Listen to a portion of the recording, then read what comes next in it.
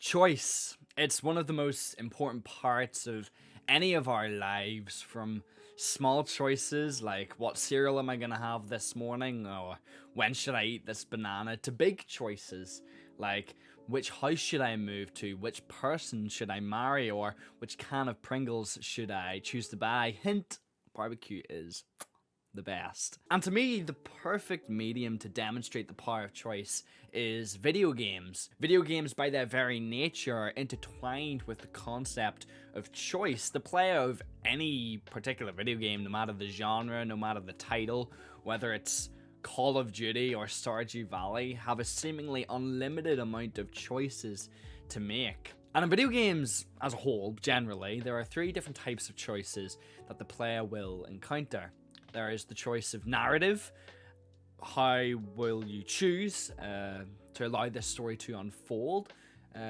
What choices will you make that will affect the ending of the story? That's the choice of narrative, found in games like Mass Effect and stuff like that. There's the choice of order, found more in big open world style games.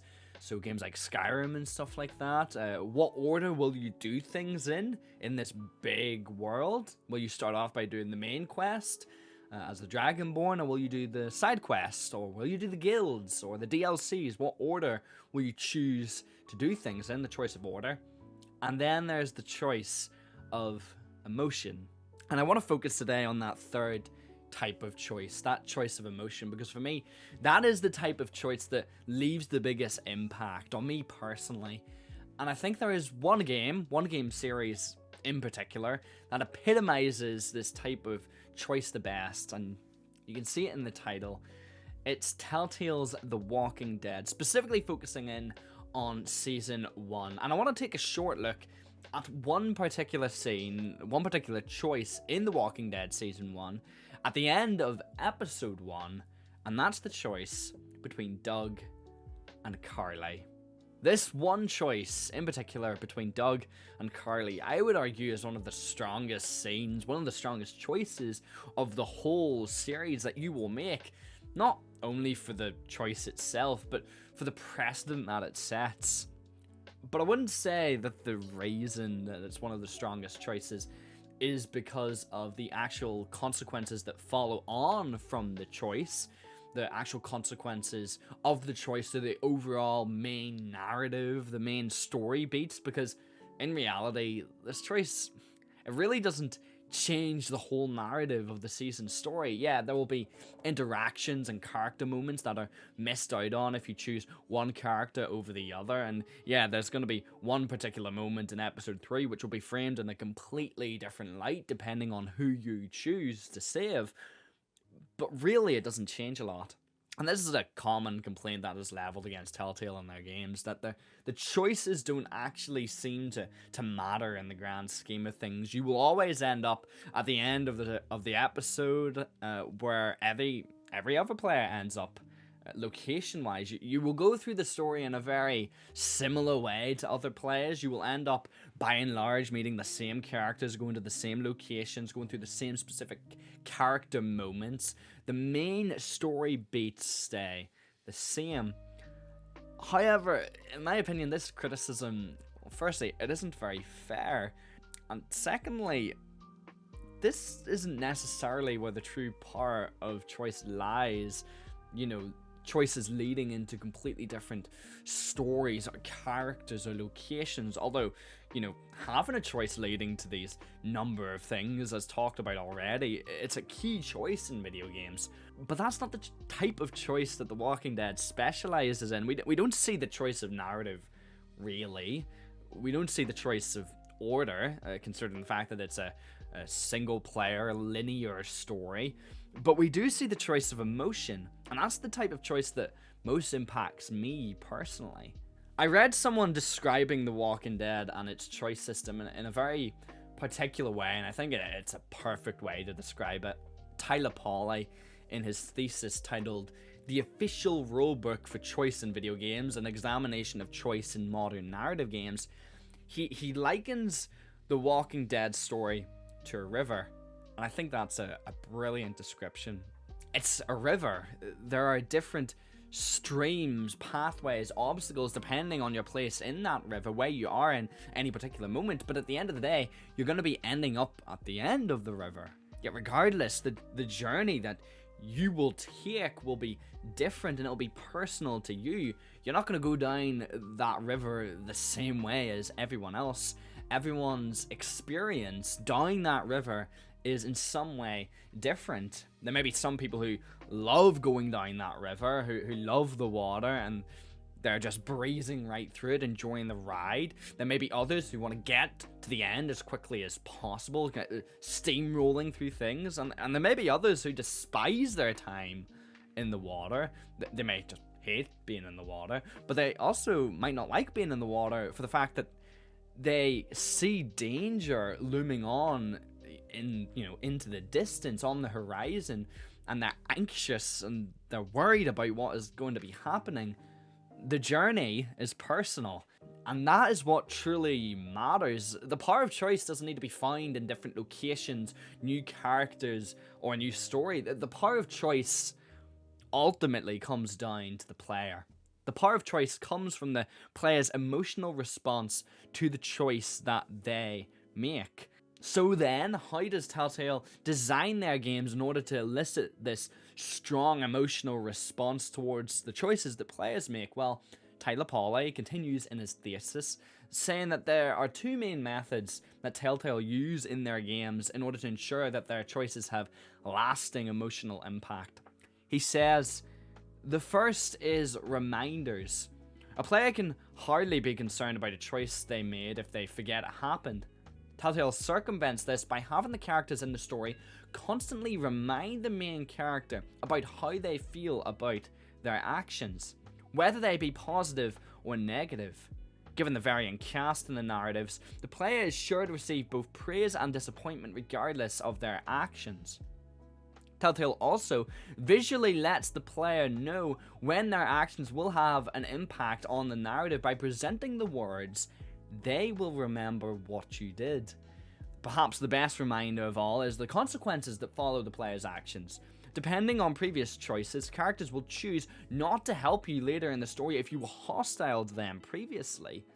In The Walking Dead, if the player chooses not to help a character when he gets in a fight, this will prevent the character from helping the player later on. That's the first one. The second is the inability to go back and reverse a decision after it has been made.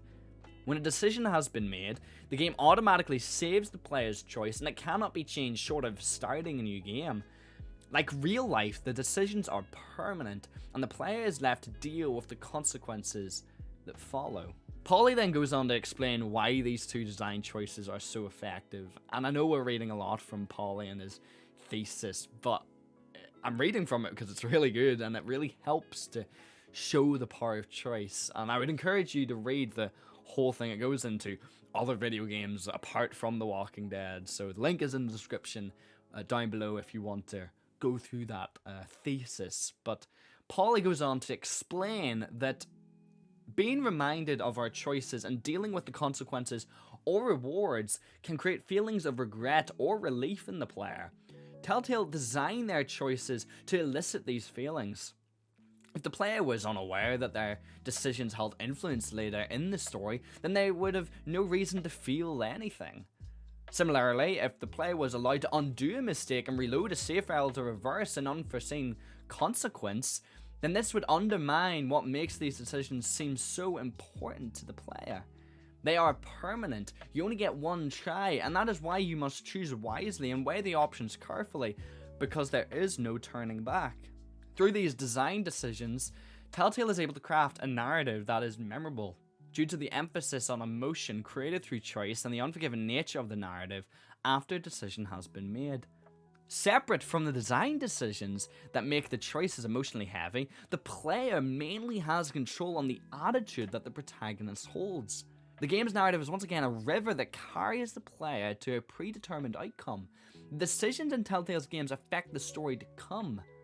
One challenge with this on the developer's part is to accommodate all of these intertwined decisions to prevent the story's narrative from spiraling out of control and into branching possibilities.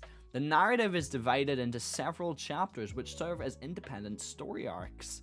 There is typically a major decision in each chapter, but its effects are separated from the ultimate outcome at the end of the story. And we find all of this in the choice between Doug and Carly. At this point in the story, you, the player, residing in the shoes of main character Lee Everett, you've gone through a lot. You've made tough choices already. You've been in traumatic situations, and you've met a slew of characters, a strong cast of characters with strong personalities.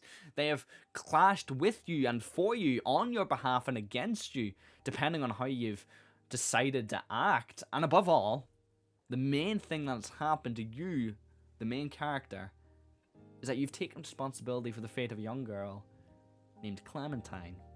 In this post-apocalyptic landscape where zombies, walkers are now roaming about, you, Lee Everett, were spared the fate of going to prison, but are now stuck in a world of chaos, violence, and death, where your actions matter now more than ever, where your choices may lead to very drastic consequences, where your choices can lead to one person surviving a situation, whilst the other does not.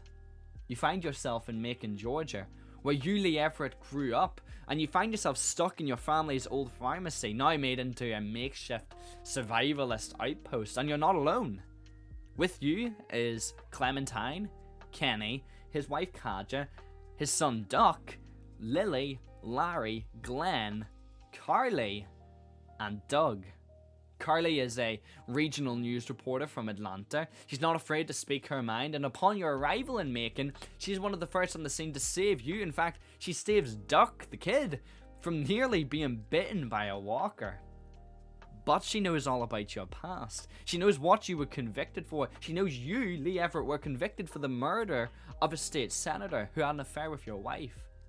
Doug, on the other hand, is more reserved. He's more kind, quiet, and gentle. He's liked by the majority of the group, well, apart from Larry, who I don't think likes anyone. He's funny in an awkward sort of sense, and overall he's just a good old likeable IT guy. And because of this, over the course of the episode, you end up growing attached to these two characters because, I mean, they're both very likeable, and you'll find yourself in endearing character moments with them. But it all comes to a head in the final dramatic encounter of the episode. Over the course of the episode, you've been struggling to get into the back room of the pharmacy in order to get pills for everyone's favorite character. But when you do finally get into that back room, the alarm system triggers, which brings all of the walkers from the surrounding area swarming in. And then it's left to yourself, Lee, Clem, Carly, and Doug to stay behind and try and keep the walkers from coming in so that the rest of the group has a chance to escape. However, the walkers prove to be too many. They start to break in, so much so that Carly and Doug find themselves in a life or death situation. They find themselves about to be devoured, to be eaten by the walkers. And it's here where the choice comes in this split second. Who do you save? Do you save Doug or do you save Carly? The choice is up to you. But whoever you decide to save, well, that will send the other person to their death. And it's in this choice where we see these methods of ensuring the emotional impact of this choice manifest themselves. Firstly and simply, of course, we see the reminder of what we've just decided with the pop-up in the top corner, but we're also going to be reminded of the fact that we've chosen one character over another, not just from the other people, like you chose this person over this person, but also we're going to be reminded because there's going to be one less person in the group, one less person than we had. So you've got reminded there. But secondly, we are introduced at this point to the idea that our choices are indeed permanent. And I think this is why this choice stands out to me so much. Up until this point in the story, all of the choices that we've had to make, yeah, they're in some way important, yeah, but these choices, they usually affect the periphery of the story, right? They affect side characters or small parts of the story. I mean, there's that choice after you've found Clementine, you protected her from Samantha, and there's the choice of what time will you leave the house? Will you go out during the light of day or will you go out during the night? And yes, that will bring about a different interaction with different characters depending on which option you choose. but that's still a small part of the story.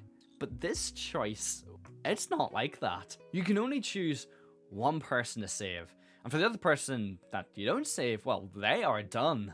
And from this, you know, whilst the story may remain like a river, all flowing towards one final conclusion, that doesn't matter, because you, the player, have taken part in an emotionally charged situation, an emotionally charged choice. For one reason or another, you've decided that either Doug or Carly is worth saving over the other. And, you know, no matter how much you may like or even love the other character, you've chosen to save this one in particular, either Carly or Doug, meaning that you have invested.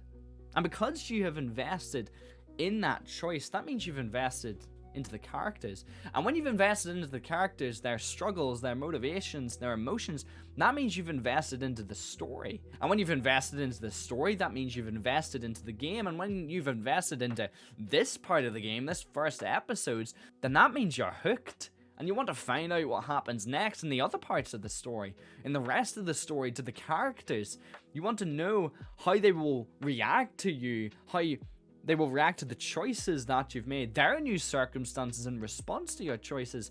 And when you're hooked into all this, and when you want to know what's going to happen next, and you want to know what is on the horizon, well, then you've experienced the true power of choice. You are emotionally invested. And this is why video games are just so amazing, isn't it? This is why we play video games in the first place, to participate in these breathtaking stories and narratives. We form, let's just think about it, we form emotional attachments to fictional digital characters who we're never gonna meet, but they take us on journeys of discovery, of heartbreak, tragedy and triumph, victory and failure. We go from the depths to the heights, the valleys to the mountaintops. We go from rock bottom to sky high. And it's all of this. It's through playing video games that we see the power of choice. It has the capacity to impact us, to change us, to mold us, take us from childhood to adulthood and beyond. It can challenge what we believe or what we think we believe. And it can perhaps even take us into the world of parenthood. I mean, we see Lee practically adopting a wee girl in this crazy world of his with zombies and walkers and death surrounding him. We might just look at Lee and we might just say to ourselves, well, perhaps I can do that after all. This is the power of choice. And with that, that is the video coming to an end. If you've made it this far, I want to thank you very much for doing that. You can do all the normal YouTube stuff, but most importantly, most of all, if you can comment down below to say what types of videos you'd like to see, either from me or just on this channel in general, that would be greatly appreciated. Video games are alright, aren't they? Especially The Walking Dead. I've wanted to make this video for quite a while now. So yes, any feedback you give would be appreciated. Thank you all very much for watching. Goodbye and good night. Thanks for watching.